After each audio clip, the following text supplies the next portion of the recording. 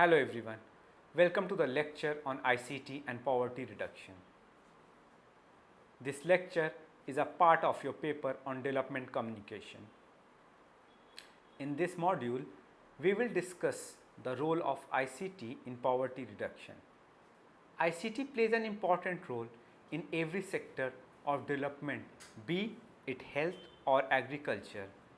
So far in the previous modules, we have studied how ICT can benefit the poor and marginalized and improving their socio-economic conditions, contributions to the overall development process of the nation. In this module, we will look into the possible effects and implications of ICT in poverty reduction. How effective ICT is in alleviating poverty, which is a major problem of the developing world. At the same time, we have to accept that developing nations are increasingly utilizing ICTs today, yet the evidences on the usefulness of ICTs in the process of development is rather limited. We have noticed in the previous modules that ICT can strengthen and enhance the efforts for development in support with the right policies combined with holistic approaches. Access to ICTs can really make a significant difference in the process of development, and in this module we will be learning what reasonable role ICT has to play in poverty reduction. One of the most significant questions that this module will try to look into is that whether factors like economic growth, globalization along with ICT can diminish poverty.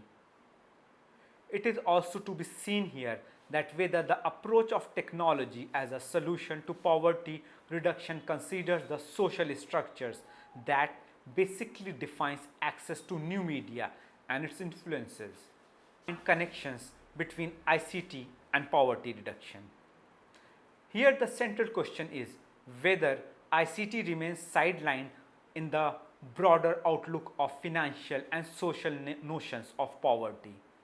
Before we proceed to illustrate the scopes and possibilities of ICT in reduction of poverty, we need to understand what the dimensions of poverty are. Is economic growth or equal income opportunities enough for eradication of poverty or for development of the basic resources for the poor people? With the existing social inequality, can the marginalized people have access to the benefits of the expanded economic activities? Further, how do we anticipate that poor people who do not have access to basic education can take advantage of employment opportunities created by globalization or the economic growth? Defining poverty is complex. It is basically a condition that generates from gross discrimination in the ownership of assets and hence can be said as a mixture of socio-economic problem, bias conditions in the market competition or potential benefits of economic growth. It is quite likely that the disadvantaged people will remain outside of such unequal market, coalitions generally favoring the affluent. We will be elaborating this point in the following paragraphs. As we mentioned earlier, poor people also have to deal with issues like lack of essential assets and nil access to information and government services. So, in the backdrop of these issues, this module will try to highlight how ICT can enable government assistance and policies reach the poor. If we recollect, we learned in all the previous three modules that communication from the basis of development process. The scope of IT in eradication of poverty by initiating sustainable development is huge, and it is a topic of central debate across the world. ICT possesses enormous power of starting the information flow and empowering deprived people. As in the previous paragraph, we observed that the poor people not only lack the basic resources, but they also are deprived of the access to information and hence are easily vulnerable to disparities. They lack political perceptibility and remain voiceless and ICT can help in improving their livelihood to a great extent by providing them the knowledge and skills and information about income opportunities, their rights, government policies, and etc. It is important as lack of transparency can make the government unresponsive, and unequal access to information can also lead to corruption and increasing discrimination. In developing countries, social structure inhibitions to economic growth are comparatively higher and weaken the ability of larger society to respond to the needs of the deprived. In developing countries, social structural inhibitions to economic growth are comparatively higher and weaken the ability of larger society to respond to the needs of the deprived. In the module where we discuss the role of ICT in rural development, we have noticed 3 points where ICT can improve to be useful, and these were increased agriculture productivity, improved access to market, and massive business opportunities. Now, these opportunities offered by ICT to marginalized people in rural areas leads to possibilities of reduced inequality. Although the educational and knowledge skill levels of the poor people are usually too low, yet ICT manufacturing sector can offer scopes of employment. What is unfortunate is that the information and communication needs of the poor people remain mostly unaddressed.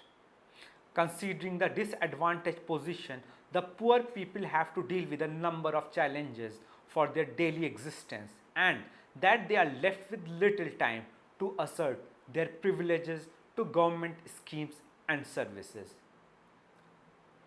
The ill-informed attitude combined with an ineffective voice of the poor perpetuates an indifferent government, and the needs of the unprivileged remain ignored, as there is no one to pressurize the authority to be responsive towards their need. Further, the experiences and knowledge of the marginalized are mostly underestimated. In this context, it is believed that in places where access to information is widespread, government officers are more likely to be efficient, defending the interest of the poor. Now let us discuss the scope of ICT in poverty reduction. What we found common is that there is a strong correlation in the role of ICT in rural development and in poverty reduction. It is a good sign that majority of the developing nations are making efforts to incorporate ICT in its development schemes. Grameen Bank of Bangladesh is one such example, where initiatives have been taken for realizing the ICT benefits in the economic growth of rural sector. The increasing demand for ICT-based services in developing countries is extensive, and for meeting these ongoing demands can be met by enabling an environment with effective regulatory mechanism. Social science scholars are of the opinion that ICT can be used for increasing market access and efficient e-commerce sectors, paving way for local artisans or farmers to trade their products directly to the consumers, bypassing the middleman. It is quite possible that poor people remain unaware of their right and basic entitlements. A proper communication and knowledge system can effectively articulate their interest in learning about the same and taking steps towards fulfillment of their needs and extension services. ICT has the potential to change and refresh old occupations by adding new dimensions to it, and government should make full use of it. One example can be by enabling of all post offices of the country to be also used as mobile centers for reaching out to maximum people. People need access centers from where they can use services of ICT. If poorer section of the society cannot afford a personal mobile, then such telecom centers can come to the aid. Poor people can have market prices and related information through such extension services offered by the ICT tools.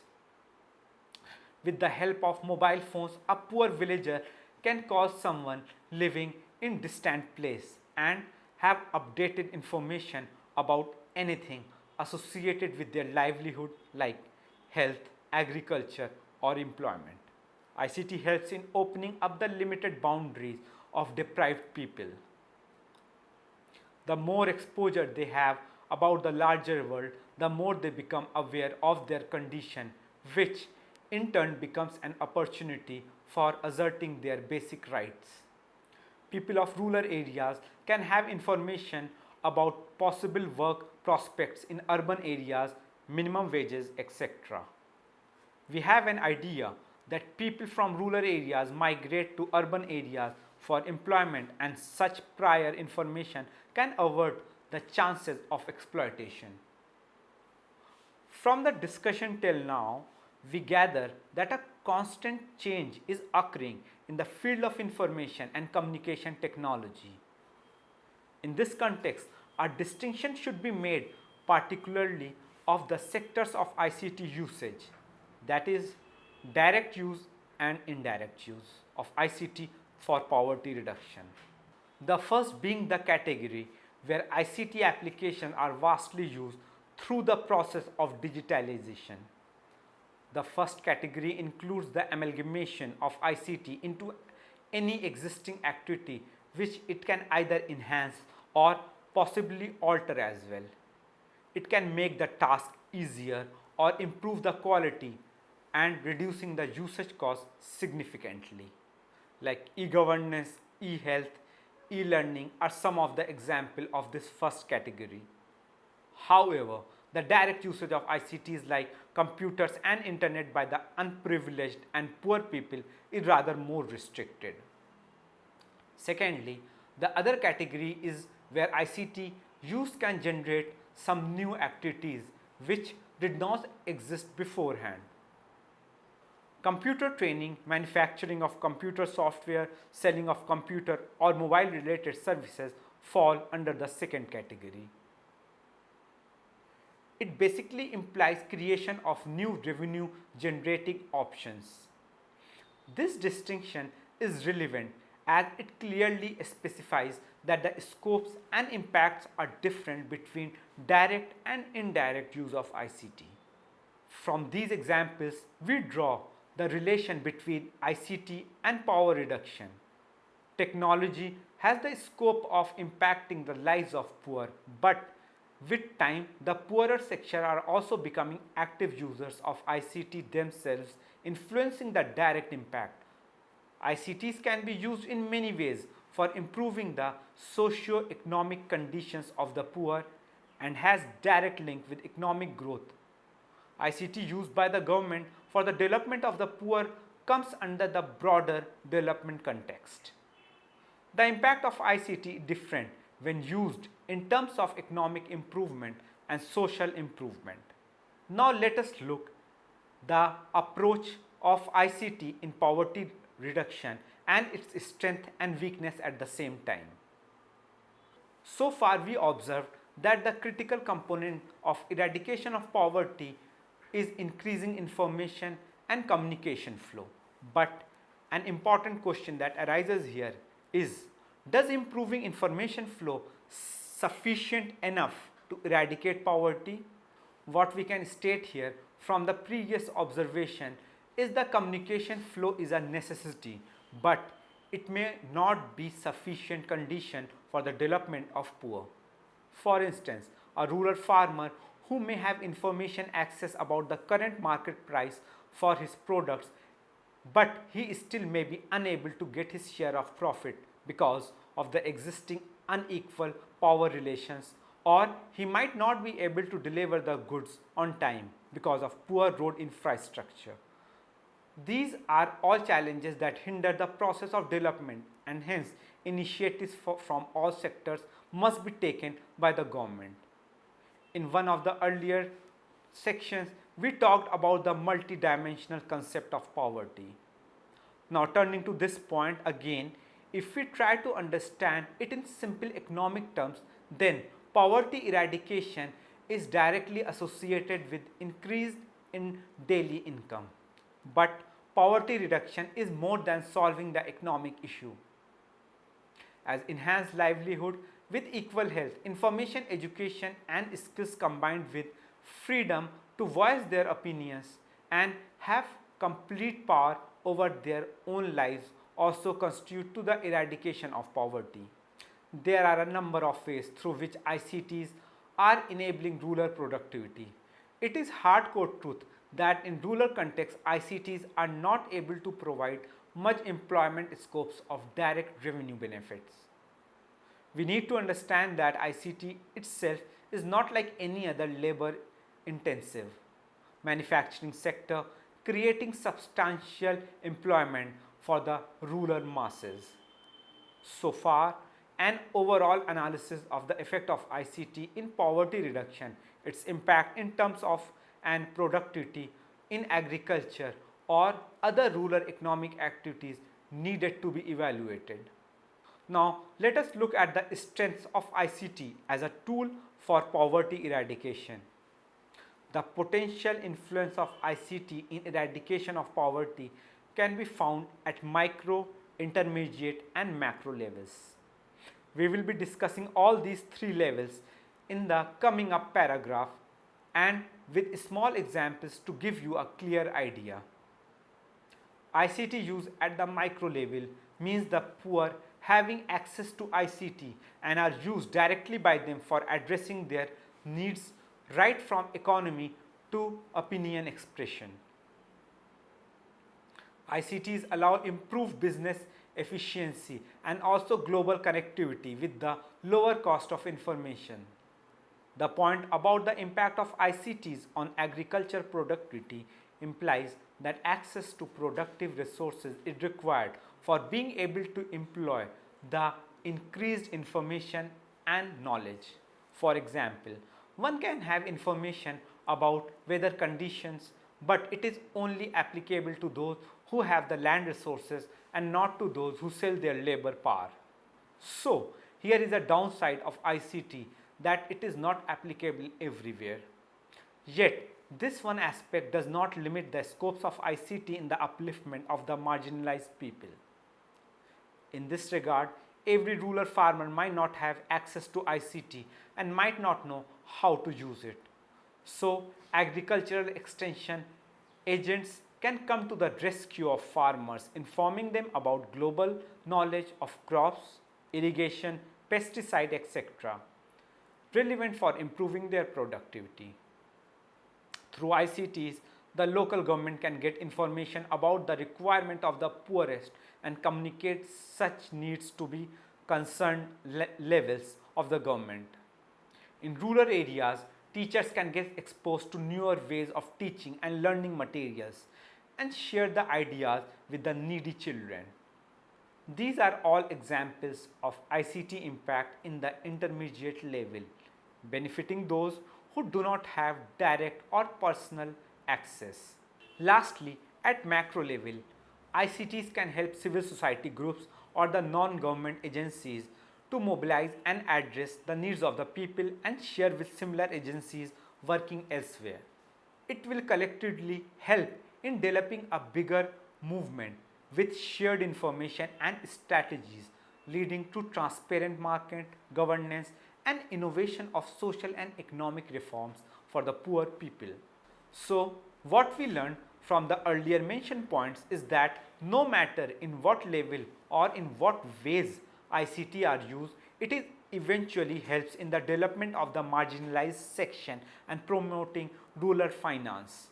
Most of the attention while discussing ICT in combating poverty is restricted to new media technologies and internet. However, the full range of ICT is beyond that, with video and television being important information tools. In fact, these two tools, that is radio and television, are much more widespread, and ICT enhances their role as drivers of poverty reduction and fostering social development.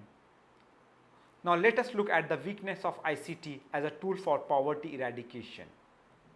We were aware that ICT is undoubtedly a valuable tool of creating awareness and sharing of updated information. Yet, there are limitations and inhibitions in the implementation of ICT to combat poverty. Considering the present scenario, it can be said that there exists an inequality in the reach of ICT tools.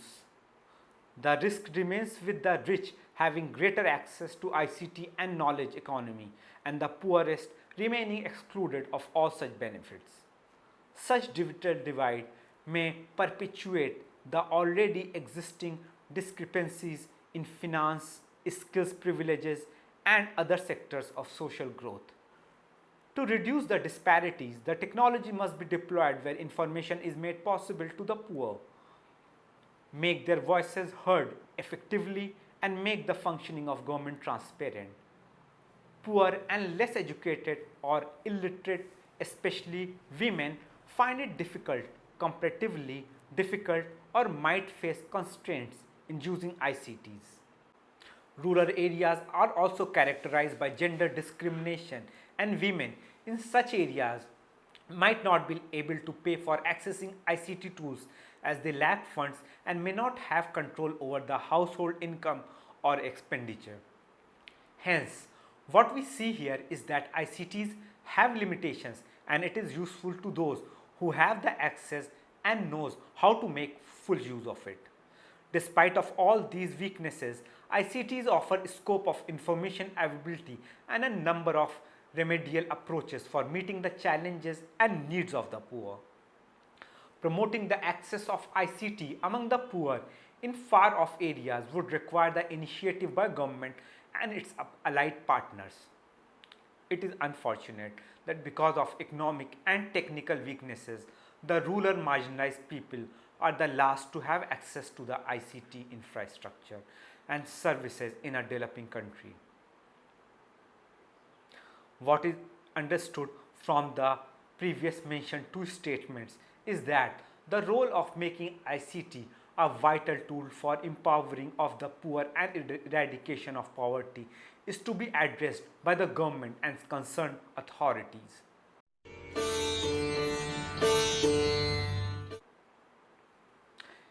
In this module, we conceptualized poverty through the parameters of economic growth, improved livelihood, and knowledge skill. We learned that poverty is a complex situation which is characterized by lack of basic essential assets. Poor people also suffer from unhygienic living conditions, poor resources, low income, as well as discrimination. This module gave us an overview of different perspectives of ICT in poverty reduction, starting from economic and non-economic to direct and indirect, and how in every sector it is related to upliftment of the poor people. Economic growth considered as one of the main parameters of poverty reduction. We also learned the two main categories of ICT application in relevance to poverty eradication. So this module basically summarizes the strengths and weaknesses of ICT approach in poverty reduction. We also had an idea that the question of digital divide also needs to be addressed for the wider development of community, as rural areas are prevalent with low educational levels and landlessness. Lastly, creating information rich environments through ICT not only means that availability of information but also assures that the voices of the poor is heard. So, this module discussed understandings of poverty and the welfare of the marginalized people from viewpoint of grassroots local level and not from international development perceptions. For more details, please read the e-text of this lecture properly and attempt all the questions given at the end. Thank you.